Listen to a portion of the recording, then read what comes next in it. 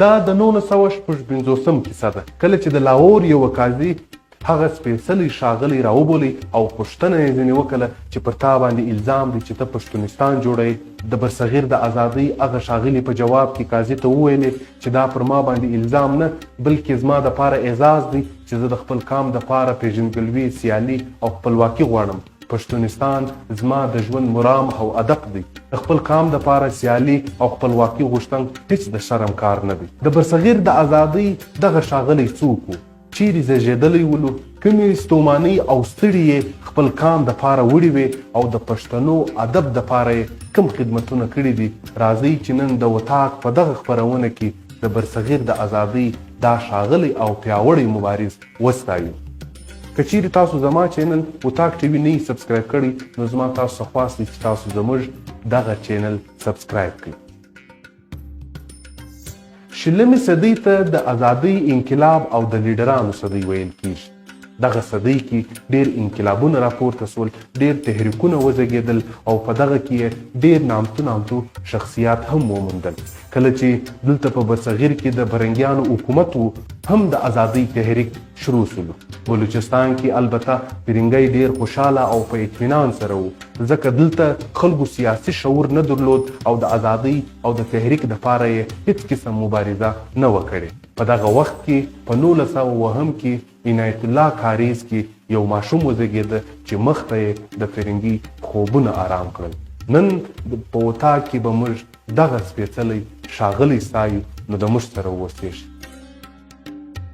د نشاط ثانیه راوروسته 3 پیړۍ داسې وې چې د نړۍ سترو زورواکو د افرادي قوت په صوب د نړۍ نورو پراخو سیمو ته وغځېدل. تر شلمې پیړۍ پورې د نړۍ تاریخ د لویو خونړیو پیښو شاهد پاته سو. د نړۍ په خونړي تاریخ کې پښتون افغان هم خپل یو ځانګړی باب لري. که د نړۍ د تاریخ څخه دغه یو باب ولوستل سي نو به د پښتون افغان تاریخ هم د خونړیو لویو پیښو لوبغاړی وي. کله چې د نړۍ نورو قامونو د مرګونو پرلپسې لړۍ درول نو ذهنسازي یې رامنځته کړه تر څو جنګ سالاران په سیاست پوهانو بدل شو.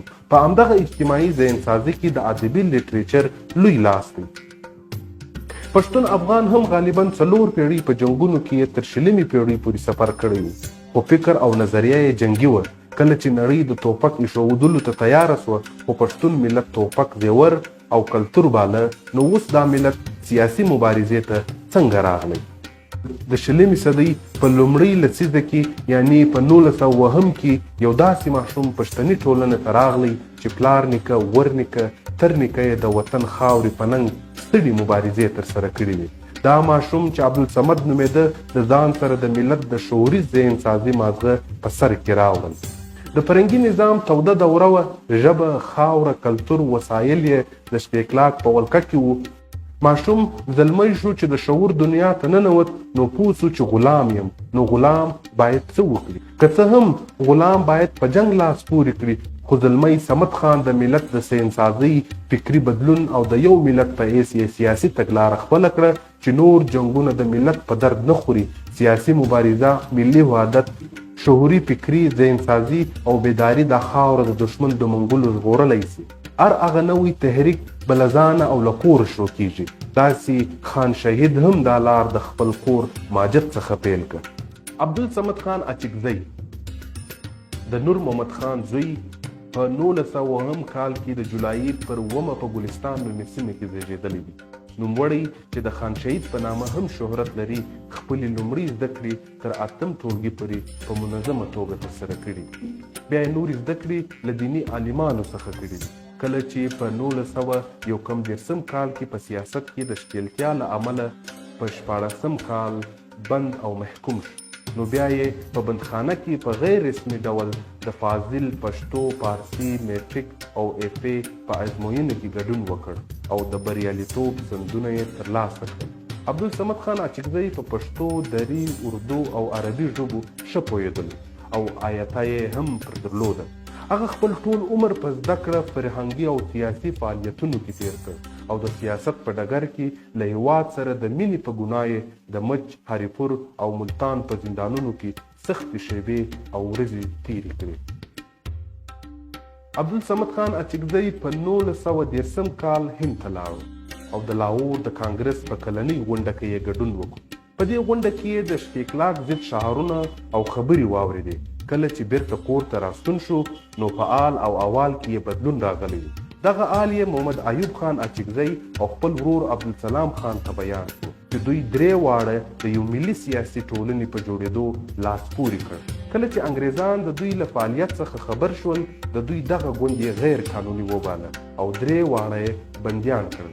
کله چې هغوی له بنده خوشي شول نو په 1913 کال کې یې په سویلي پښتونخوا کې د یو سیاسي مرکز په جوړېدو لاس پورې کړ چې د هماغه کال په سپتمبر کې د سند او سویلي پښتونخوا په پوله په یعقوب آباد نومه سیمه کې د انجمن وطن په نامه د خان عبدالصمد خان په مشرۍ د یو ولسي تحریک بنسټ کېښود. دغه انجمن د هند د کانګرس او د خدایي خدمتګارانو لخوا په رسمیت وپېژندل شو. نوموړي په 1918 کال کې په خپل شخصي لګښت یوه چاپخانه هم رانیوله او د 1938 کال په جنوري کې یې په پښتو او اردو ژبو د استقلال اخبار چاپ کړو او خپور یې کړ. دغه اخبار په 1915 کال کې د پاکستان د حکومت لخوا ضبط شو او په خپله عبدالصمد خان زندان ته لاړ. کله چې هغه له بنده خلاص شو نو بیا یې دوه نور ګوندونه هم جوړ کړل چې یو یې د ورور پښتون او بل د اسمان ګل په نامه یادېده. د لومړي ګوند مشر په خپله د صمد خان په غاړه وه او د دویم مشري یې شهزاده عبدالکریم خان بلوچ کوله. په 1941 کال کې چې د ملي خوداریت څپې څپانده وې د پاکستان پوځي حکومت د هغو د آرامولو او له منځه وړلو په خاطر بندیزونه لګولي او خان شهید یې د ماشاءالله له قوانینو څخه د سرغړونې په تور 14 کاله بندي کړ. هغه د خپلې سیاسي فعالیتونو او په سیاست کې د ښکیل پاتې کېدو په سبب د برطانوي هند د واکمن حکومت لخوا او بیا وروسته د پاکستاني حکومت لخوا په وار وار زنداني شوی. نوموړي د انجمن وطن په نامه یوه ولسي غورځنګ مشر او بنسټګر چې بیا دغه ولسي غورځنګ د هند د کانګرس ګوند او خدایي خدمتګارانو لخوا په رسمیت وپېژندل شو. عبدالصمد خان اچکزی یوازې سیاسي او ټولنیز شخصیت نه و، هغه یو هر اړخیز وګړی و چې د رسنیو د چاپ ترڅنګ په ادبي او علمي چارو کې هم بوخت پاتې شوی و او ګڼ شمېر فرهنګي خدمتونه یې کړي دي. د دې برسیره چې په استقلال ورځپاڼه کې یې خپلې لیکنې خپرولې د ګلستان له مجلې او نورو ملي خپرونو سره یې هم همکاري کول. د ده لیکنې په یو سیمې پورې محدوده نه وې بلکې افغانستان، بلوچستان او پېښور په مطبوعاتو کې یې وخت په وخت خپرېدلې. عبدالصمد خان اچکزي د صمد اللغات په نامه د پښتو ژبې سند چې په لسګونو زرو لغتونه پکې راغلي ولو دا سند په 1953 کال د کوټې په جیل کې لیکل شوی دی. زما ژوند په دې اثر کې د خان صاحب ژوند پیښې په 890 مخونو کې راغلي دي. پښتو ژبه او لیکدود دا یو کوچنۍ رساله ده چې په 1956 کال کې په کوټه کې چاپ شوې ده. د شیخ سعدي د ګلستان پښتو ژباړه دا کتاب په 1950 کال کې د هریپور په زندان کې ژباړل شوی دی. د شیخ سعدي د ګلستان پښتو ژباړه دا کتاب په 1950 کال کې د هریپور په زندان کې ژباړل شوی دی. ترجمان القرآن دا د مولانا عبدالکلام آزاد د ترجمان القرآن پښتو ژباړه ده چې په 1980 کال کې د مچ په زندان کې ژباړل شوی دی. کیمیایي سعادت د امام غزالی د کیمیایي سعادت پښتو ژباړه ده. سیرت النبی د شبلی نعمانی د سیرت النبی د لومړي ټوک پښتو ژباړه ده. د ازادۍ پای د چارلیټ اورډلیس ماسټر د کتاب فریډم اف فیوچر پښتو ژباړه ده. د خان شهید عبدالصمد خان اچکزي ژوند لیک زما ژوند او ژوندون کول ولوستل سي نو دا به د یو تاریخدان، فولکلوریک، ادیب، ژورنالیست، سیاستمدار، څېړنیګار، کره کتونکی، شریک اثر وبولو. مطلب دا چې خان شهید د زیار د لوړ علم او پوهې عکاسي کوي، خو موږ ترې مننه کوو چې په داسې علمي تاریخي اثر یې ونازولو.